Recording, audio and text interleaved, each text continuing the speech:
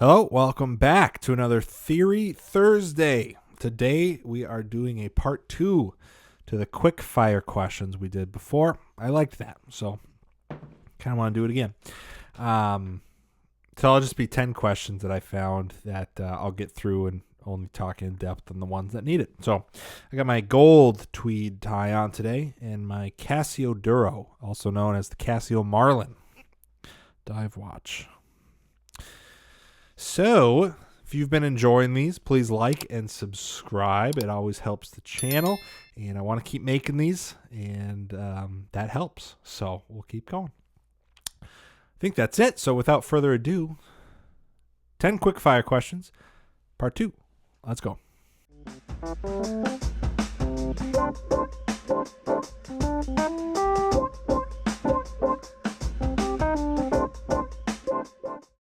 Okay.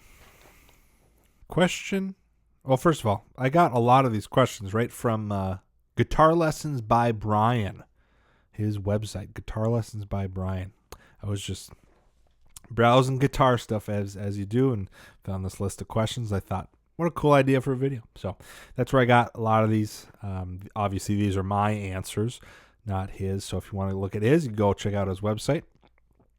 And that's that. Anyway. Question number 1. What does it mean when someone says key of G? Now, this is a big question. I'm not going to go in depth, all the way down. But essentially, there are different keys. And all that means is a specific key is a specific set of pitches, of notes that go together. So these specific pitches make up the key of G. These specific notes make up the key of C, and so on and so forth. Now, notes can cross over and crisscross, and like the note C is in the key of G and also in the key of C, but it's in a different spot in the scale. So basically, all you need to know about that is a key is a specific set of notes, and that's what defines what it is. If you're just looking at the major keys, no two are the same. So the key of G is different than the key of C by one note. The key of G is the same as the key of C, except instead of an F, the key of G has an F sharp. And of course, the notes are ordered differently. You start on a G instead of C. But that's kind of the idea, is each key has a specific set of notes, and that's what makes it a key. Should I learn, question number 2, should I learn to finger pick? This totally depends. I actually did a whole video on this, and I kind of felt silly at the end of it because it really came down to it depends on what you want to do. If you are trying to get into bluegrass and classical and all that stuff, then of course you should learn how to finger pick. If you're shredding, playing Guns N' Roses and rock stuff, you probably don't need to learn how to. However, and this is part of that other video, excuse me, if you're looking for some way to grow your musicianship, that is a great way to do it. So if you're traditionally a guitar pick user, learning how to finger pick is great for your brain, for your hands. It's great, and vice versa. So if you're a classical player, right, and you only play with your fingers, learning how to play with a guitar pick can be great. Just a great technique builder. So that's that. Should you learn? Yes and no. Depends. Question number 3. Should I learn to read music? Now, I did a whole video about this because it depends on what you mean by read music. If you're talking about reading notation, sheet music, it depends. If you're looking to be a classical guitar player, yes, you need to learn how to do that. If you're looking to play with other musicians who are reading off sheet music, yes, you should probably learn how to read music, just so you can talk to these other musicians about what they're looking at. If you're just playing around the campfire, no, you don't need to read sheet music, classical notation. However, this begs the question: what is music that you can read? Chord charts. I would consider that reading music. So the question, do I need to read music, is tough. I would say yes, because a lot of things fall under that category, not just classical notation. A chord chart falls under that category for me.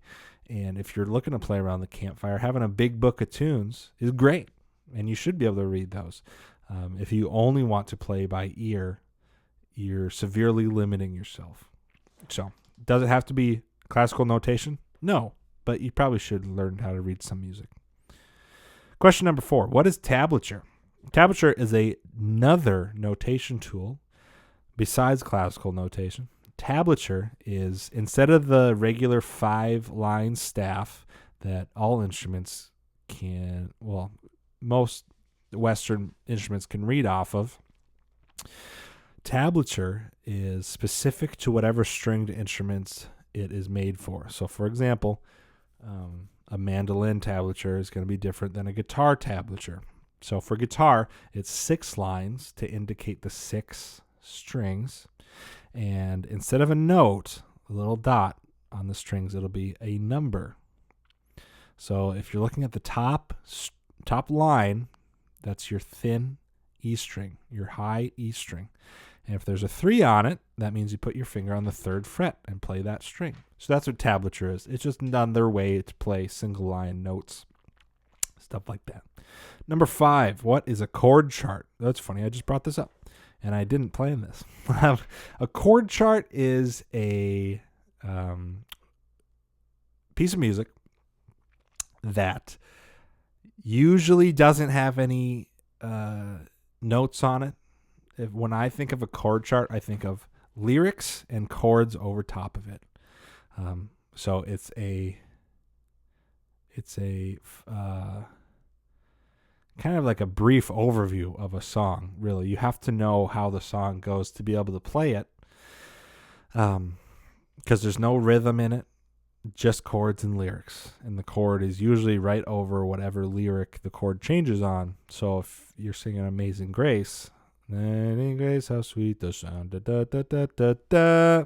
On that word, there's going to be another chord above it, and that's when you would switch your chord. But there's no rhythms indicated or anything, no strumming patterns or anything like that. So it's a real basic form of reading music, just following lyrics, switching chords when they come up. That's what a chord chart is. What is a chord progression? This is something that is heavily used today, but not just today. It dates back 1,000 years. A chord chart or a chord progression is a series of chords that usually are repeated and repeated and repeated, but they're repeated because they're pleasing to the ear, and they've done so well that we've now come up with a few that you can use and pretty much play all the pop songs there are out there. So you can just think of a chord progression as a series of chords that get repeated in a song. Number 7, what is the Nashville number system? This was a system put in place by session musicians in Nashville because of the amount of charts they were getting on a daily basis, and the fact they didn't want to learn traditional music theory. They came up with this number system where they use Arabic numerals. So like how you would write 1, 2, 3, 4. They came up with this system where they would write out chord progressions, like we just talked about, in number form. So, for example, if we're in the key of G and they wrote a 1, that would mean play a G chord. If they wrote 4, that would mean play a C chord. So you'd have to know what key you're in and what chords are in those keys, and then they could write 6 minus, that would mean 6 minor, and that would be an E minor chord. So that's the system they created, very similar to the Roman numeral system from the traditional music theory route. However, usually when people talk about Roman numerals, it's music analysis, not so much music performance, but it's kind of the same thing. So that's what the Nashville number system is. It's a way to chart down songs real quickly and then be able to play them. 8. Why do my strings buzz when I make a chord? This could be a couple different things.